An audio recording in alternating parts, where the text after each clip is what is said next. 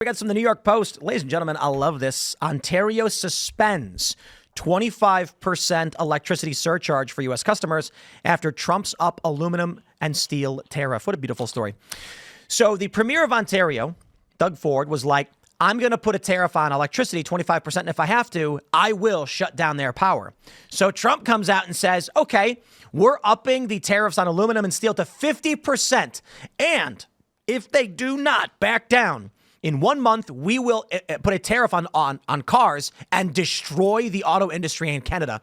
It took the guy like an hour to come out and be like, we're canceling this tariff on the United States. Trump wins. Well, they decided to renegotiate the USMCA. Sure they did. Yeah. And they're going to talk next week or Thursday. I think Thursday.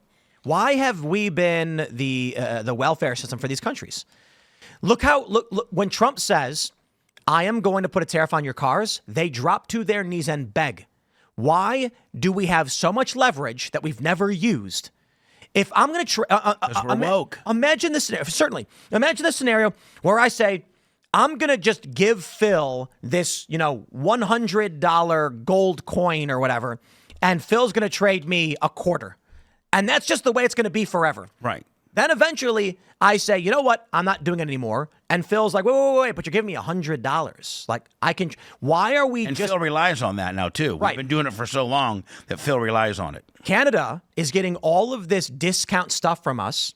The moment Trump says, it's not fair, so we're going to put a tariff on you, they drop to their knees and beg because they're getting free stuff from us.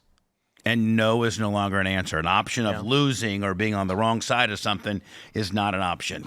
Man, think about how weak the Biden administration was, where they would just be like, we're sorry, Trudeau.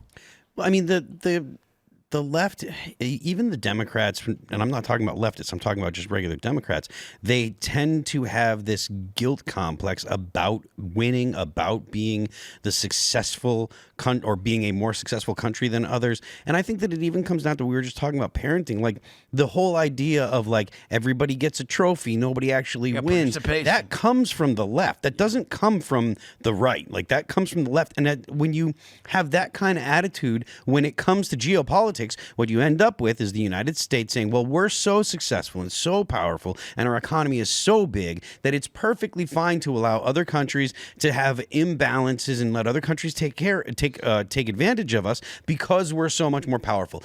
It's kind of like the participation trophy. Well, yeah, but it's kind of like, oh, we're so much better than you and so much stronger than you. We need to lift you up and help you out. First of all, that does nothing good for the other countries, like for us to be like, oh, here, let us go ahead, and whether it be foreign aid or whatever, there's no reason for us to give money away. There's no reason for us to have like the significant trade imbalances. There's no reason for us to accept that some countries have massive tariffs on our products that we ship to them, but there's no reciprocal tariffs on their stuff. This is all that kind of protectionism for other countries. It's all unnecessary. In the United States, the government should be standing up for the United States and for the American businessman, for products that are made in America. Like that should be normal for the government, and they just don't.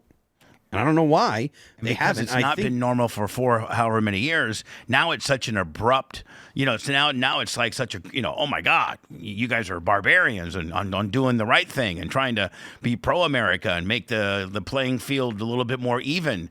And now it's because they've had it so good and been spoon-fed and had training wheels for the last 4 years. Now when we try to just right the ship, we look like a bunch of barbarians and we have to use strong-arm tactics to get things back to where we should have them. If you got a spoiled kid, they've never been disciplined, they're going to cry and scream when you tell them no more ice cream. Yep. And that's what we're seeing right now. And the Premier of Ontario, imagine this. Donald Trump says to this little whiny kid, no, you can't have the ice cream anymore. So the kid screams and says, oh, yeah, I'll hold my breath. And Trump says, okay. Hold it. He held his breath and then gave up. Right. Because he had nothing. He had no leverage. Flying up here yesterday, I had this kid behind me, and he wanted his toy, some kind of toy. Kid was 2 years old.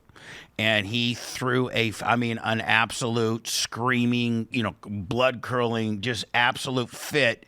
And the parents wouldn't hold the ground and say, no, you're not having the toy. The kid got the toy. And that's kind of what we're going through. The kid gets the toy. Yep, because you know what really irks me, and now getting into like the parenting analogy is parents who just give their kids tablets and then stop paying attention.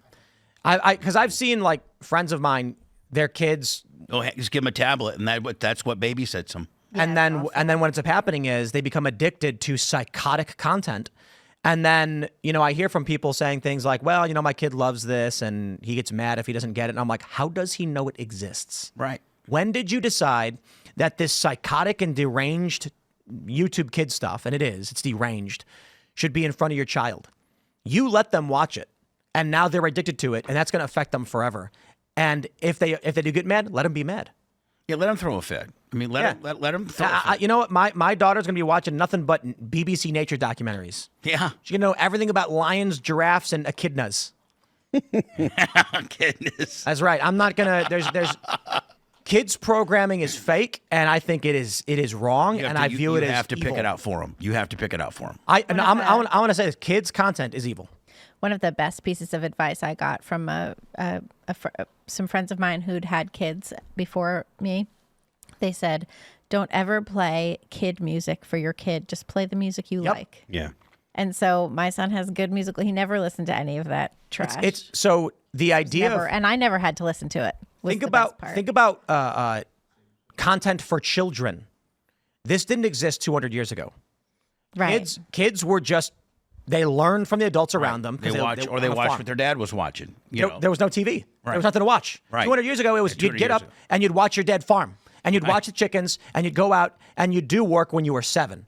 Now, you've got kids content, which treats children like they're developmentally disabled. And instead of children, of humans, growing up and watching what adults do and how they behave, they're watching deranged, quote unquote, kids content that they don't speak in complete sentences. They speak very strangely. So a kid growing up 200 years ago would hear the dad say, oh, we got a storm coming in. We're going to have to bring the animals in because this was going to be a big one. And they learn to talk like that. Now they hear, there's a storm. Do you know what a storm is? Well, only on the TV. I mean, unless That's what I'm saying. Parents do that. And they're handing tablets to these I think kids. parents do talk that way too. Oh, it's not even about that because Baby maybe they talk do. is perpetual. But it's I the mean, that's tablets. ancient. They give a tablet to a kid, and the kid gets 4 hours of people talking like they're developmentally disabled. Right. And the kids are going to adopt these behaviors, and it's going to stunt them. And we're going to be dealing with a generation of these people who vote. Right. Not too long from now. Nope. Those are the people that are going to have to take care of you. I'll be dead. But those are the people that have to take care of you as you get older. No one's going to have to take care of me. We were talking to a contractor when we were building this place, and we were talking about building a house, and he was just like, well, I recommend a single floor or whatever, because when you're getting older, you're not going to be able to climb upstairs, as most people say. And I was like, oh, no. You don't understand.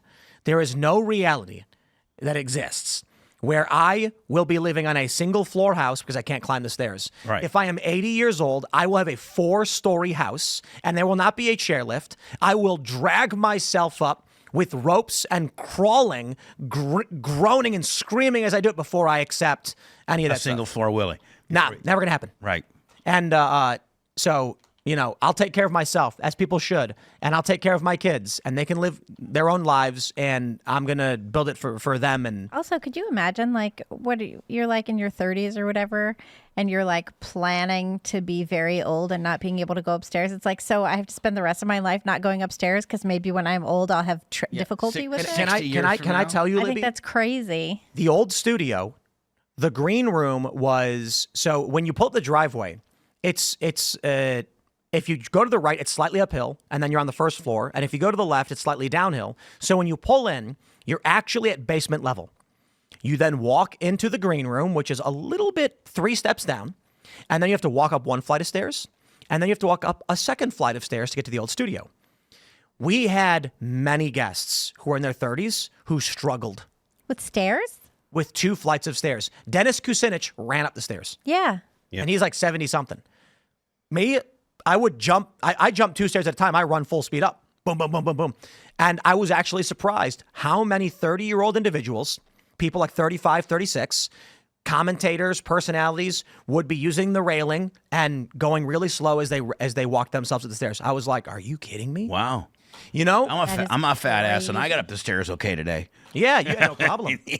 But it's not all everybody. But people. I was reading that. Well, it's just life. It's just people getting soft. Back in the day, you stairs were not poison. Now they can make stairs poison to certain groups of people. Well, you know what I heard, and Phil, maybe you know this better than me. Young or just men in general typically don't train lower body. Oh yeah. All guys miss legs. I mean, I'm just saying that's the infamous opposite. thing going in the gym. Oh, you're gonna miss leg day. It's super important to if you do squats, If you build your legs, your rest of your body will grow. You should do 3 exercises without question. You should do flat bench, you should do squats, and you should do deadlifts. If you're just starting out lifting, if you do those 3 exercises, do one each day of the week or every other day or whatever. Do that for 3 months. You're gonna have a massive change in your body from just 3 exercises, big compound exercises like that. Squats, deadlift, and bench press. And squats and deadlift are both extremely taxing on your lower body. And they're training both of your biggest muscles. And you know what? You can increase naturally. I've had many doctors on my show, urologists and things like that on my show, that if you train legs heavy, heavier than the average guy, that you can naturally build your testosterone level by 100 points just by not skipping legs. Yep. Because you release so much testosterone and so much endorphins that regulate testosterone and the firings of testosterone. But if you skip legs and you're just Johnny upper body guy, that your testosterone will be naturally lower because you skip legs. I do legs twice a week because I do deadlift. I do a deadlift day, which is basically I'll do deadlifts and then I'll do like hamstring curls. Sometimes I'll do thrusters for glutes, and then on quad day I'll do squats, and then I'll do extensions, and usually I'll do like some kind of lunge or something like that. But I do legs twice a week. I only have leg day. That's because you skate all day or skate every day. That's right. I can't flat bench anymore, so I incline. I just do incline bench. I incline more than I flat bench. The leg day is really, really important. And if you have a Smith machine, there's no excuse for you to, because at that point, if the squat goes awry on you, you can get out from underneath it. Squats sometimes get tricky, on a person. There's a viral cross section of male thigh muscle mass at 30, 50, and 80. And it's of the average male. Yeah, and I saw that. And it's like by 80, there's nothing left but fat, and there's no muscle, and this is why people struggle with stairs. That's awful. And then they compare it to a runner of the same ages, and the muscle's basically the same the whole time. Yep. If you don't use it, you lose it. I'm 60 and I got pretty good quads. That's good. I got unbelievable calves. You'd die if you saw my calves. Yeah, my calves suck, but I have a quad sweep. And you have to do legs. You can't skip legs. And it's so easy to skip too. Yeah, because man, those curls look good. Those cable crossovers look good, but you got to get legs. When I was a kid, I got my first pair of rollerblades at 7 years old, and then you start rollerblading, and your legs just get fit. Oh yeah. I mean, and your core and your balance and all that with skating. I mean, people don't realize with just skating how much you're building your core. Just your just staying stable and not falling down is building your core. And the other thing too about skateboarding is that the ollie is not largely jump power; it's largely core power. The reason why men can ollie is the jump technique in skateboarding. Men can ollie higher than women in skateboarding, not necessarily because they have more fast twitch muscle, which they do, but because men's center of gravity rests higher. What happens is you jump off the ground and then you pull your legs up to your chest. Right. And because your center of gravity is higher, you can pull your legs up higher than a female can when she tries to do the same thing. So women not only have less fast twitch muscle, they require more jumping power to clear the same obstacle. Thus, it is much harder for them to get on obstacles in skateboarding. We were talking about guys versus girls, men versus women on sports and the grip strength and the hunting and gathering and all that kind of stuff. But in your specific sport with skateboarding, and I'm not familiar with it, like the number one guy in the world compared to the number one woman in the world, is it just a vast difference on their ability and skill set and the kind of tricks they can do and the height and stuff like that? that? A 12-year-old boy is better than the best seasoned female pro skateboarder.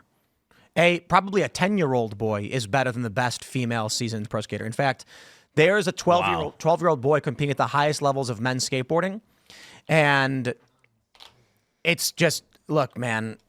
I think the thing about we talked about this before. Like when you watch women's tennis, if you don't know anything about tennis, I watch women's tennis and I can't tell the difference between that or men's. They're like, but the ball's going faster, and I'm like, dude, I have no idea. Right. I see people playing tennis. I suppose if you didn't know anything about skateboarding, you might feel that way, but I'm fairly confident that if I showed you the best female skateboarder and the best male skateboarder, any random person who's never seen skateboarding before, pick it out. They'd clearly be like, wow. Because the dudes, like, let's talk about vert skating, half pipes. Like, it is only in the past couple of years women started doing rotations. So to be fair, the first 540, I think, was maybe like 15 to 16 years ago. The first male 540 was in the late 70s. The first male 720, which is 2 full spins, was done in the early 80s. The first 900 rotation, 2.5 spins, by Tony Hawk in 1999.